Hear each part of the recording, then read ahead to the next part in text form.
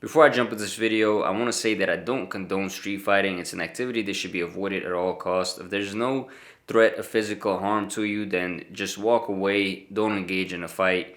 But take it from somebody that's been in a few street fights himself. Things happen and you are better off knowing how to defend yourself. That's why one of my favorite quotes is, it's better to be a warrior in the garden than a gardener in a war, right? It's better to always be prepared for a situation rather than have it happen and not be prepared, even if the situation is very unlikely to happen. So that being said, let's dive into one tip to help you be more prepared for a street fight, and it will help you win street fights much more easily. So if you want to be good on the street, the reality is you want to be good at a little bit of everything. You want to be well-rounded. You want to learn how to punch. You want to learn how to kick. You would definitely want to learn how to grapple, because a lot of street fights go to the ground.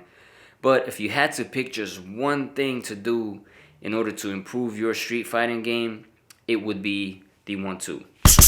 That's right, it's a simple 1-2. It's one of the simplest things you can learn, but it's one of the most effective things in a street fight, because truth be told, 99% of people out there don't know how to fight. Even guys that look like they know how to fight, they may have a mean mug, they may have big muscles. Most people have never fought in their lives, and most people have no idea what it's like to fight. And most likely you'll run into one of three personalities when it comes to street fighting. The first and most common is the herky-jerky style, right? It's one of these things where guys will line up like this and they'll just, right? And they'll fight you like that. Then you've got what I call the look-alike, which is guys that they start off looking like they know how to fight. They'll have their hands up and they'll bob and weave. And these are most likely guys that watch a lot of MMA or boxing. So they'll come in looking like they know how to fight, but then as soon as they go to throw their first punch, and then of course, you've got your windmillers, right? We've all done this. If you've ever been in a fight when you're like 4 years of age, some people never grow out of it. And what they do is they just windmill when they fight, right? As soon as they get within punching range, they will just turn on the windmill. And then there's the fourth, which is guys that are actually trained in combat sports, which is a very, very, very small percentage of the situation. And if you run into one of them, there's no shame in losing the fight. And most likely, what you'll find is guys that know how to fight try to avoid fights at all costs. One is because they don't like to hurt people in the street, especially untrained people. And two is because they don't want to get in trouble for it. And three is because they know there's other guys like them out there. And the last thing a fighter wants to do is fight another guy just like him. The last thing a bad mofo wants to do is run into another bad mofo, because that's just too much trouble, right? Imagine fighting yourself on the street, except the other you's having a better day. You're in for a rough night. So what you'll find with most people in street fight situations, especially once the adrenaline kicks in, is they just don't know how to throw straight punches. So a lot of the punches they'll be coming at you will be coming from here or will be coming from the sides, which means they're completely vulnerable right down the pipe, pop, pop, which is why you want to practice that 1-2, and you want to practice it to perfection, because just sheer speed of the punch can knock somebody out, especially somebody that's not used to getting hit in the face, right? If you hit them with a quick 1-2, they'll end up falling, right? A lot of times you'll end up putting their lights out, especially because they're so exposed. Most guys keep their chin all the way up in the air, and if you just shoot that 1-2 right down the middle, the fight's over. A good 1-2 will actually increase your chance of winning a street fight by 800,000,000%. It's actually been proven in our lab, and we have the data to back it up. So here's how you practice it. So I'm going to assume you know some of the basics when it comes to throwing the jab or throwing your right hand and putting a little hip and shoulder action into it. If not, you can watch some of our other videos, and I've got a whole beginner series coming really soon that you guys can check out.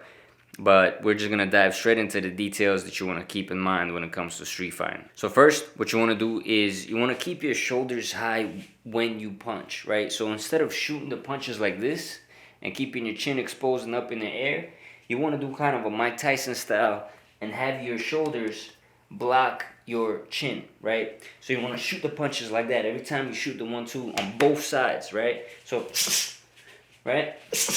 You see my chin is always protected. Either I got my hands here or I got my shoulders here protecting my chin, right? And this will help you brush off the shots that are coming from the side as you're shooting down the middle, because when people have adrenaline, they throw with no remorse, right? They're not even thinking about defense. They're just going to throw all out trying to hurt you. And that's when you just shoot that down the middle. When they're the most vulnerable, their chin is in the air. They're not focused. They don't see the punches coming because they're too focused on windmilling their hands. And that's when you come in the middle with your shoulders high, with your hands up, and this way, you'll be able to brush off any punches, even if they happen to land while you're landing your shots. Next, you want to get in the habit of moving your head after or before you throw the combination, right? So if you see a punch coming and they're throwing one of those slow, looping, stupid shots at you, all you got to do is go back and then pop, pop, fire that combination, right? Pull back, pop, pop, fire that combination. The reason I recommend pulling back in a street fight when it's usually not common practice in like a boxing situation is because these guys suck at throwing straights, right? You of course want to gauge your opponent first, but if you see he's just coming with those winging shots, pulling back will serve you well as long as you keep your chin tucked and your hands to your chin. So you pull back, pop, pop, and come back with those shots, right? Or if you shoot that shot, try to move out of the way after or step back.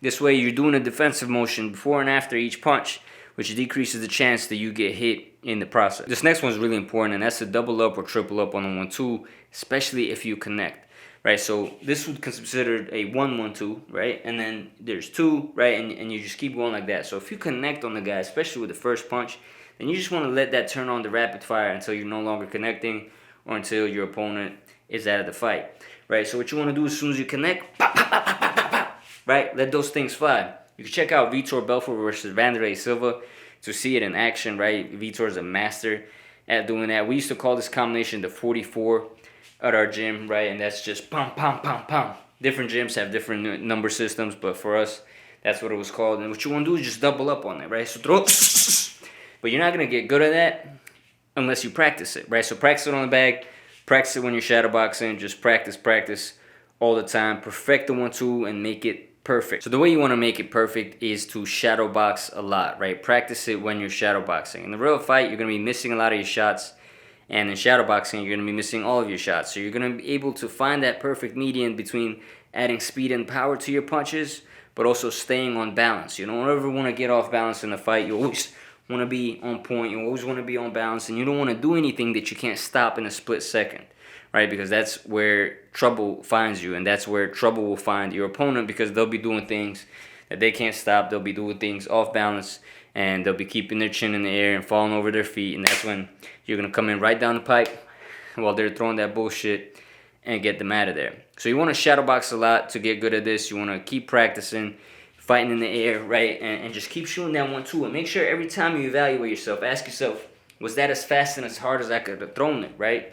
And keep wiring your brain to throw to the best of your ability every time. That way, if a situation ever does come about where you need to throw those punches, they come out at the best of your ability to its full potential to end things quicker rather than take their time and end up in a place where you don't want it to be, like on the ground or getting arrested, right? You want to boom, out of there. Speed is going to be super important when it comes to throwing a perfect 1-2, so you want to shadow box with these on. There's a lot of ways to increase your hand speed. I'll include a link to the video here, but this is one of the best ways that I found to increase my hand speed is by regularly shadow boxing with gloves on, right? Literally put your gloves on. Instead of just going straight on the bag where there's resistance, focus on shadow boxing where there is no resistance with extra weight on your hand, right? There's nothing really to punch. You're still punching the air, and you're going to focus on making those punches faster and faster and harder every time.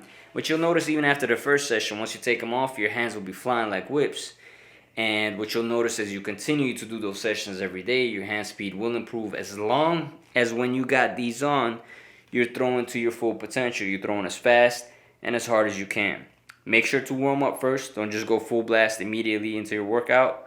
Loosen up for a round or two, and then start throwing as fast and as hard as you can. And literally, just focus on the 1-2. Isolate it. Don't throw anything else, right? Just focus. 1-2, right? 1-2. Do it with gloves on, and you'll see that speed improve. Another thing you want to do is to practice on the bag, and what you're going to do is try to make 2 punches sound like 1. That's how you increase the speed and the power of your shots, right? You're basically going to get in front of the bag and just work on the 1-2, drill it, right, until you improve it. Go through that mental evaluation. Make sure your chin is down with every shot. Make sure your shoulders are high, right, and they're blocking your chin. And kind of go through this list of things. And after every combination, ask, was that the best I could throw it? Was that the hardest I could throw it? Was that the fastest I could throw it, right? So basically what you're going to do, you're going to go, ha, ha. That wasn't good, right? I want to throw a combination better than that, right? That wasn't good. I want to throw a combination better than that, right? And then, right, that was a little better. I could do better than that though, right? I could go faster, right? I could do better than that. I could definitely do better than that, right? And you want to keep doing it. Keep getting faster, keep getting stronger, and keep improving that one too.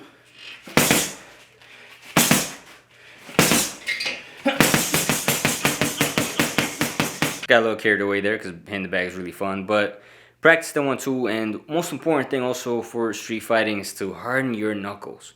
Right, the way you want to do this is follow something called Wolf's Law, which basically says that the more trauma you put on your bones, the stronger they'll get. And the way to do that is to hit the bag with no gloves on, preferably with wraps so your skin doesn't feel, right, and harden your knuckles, toughen them that way.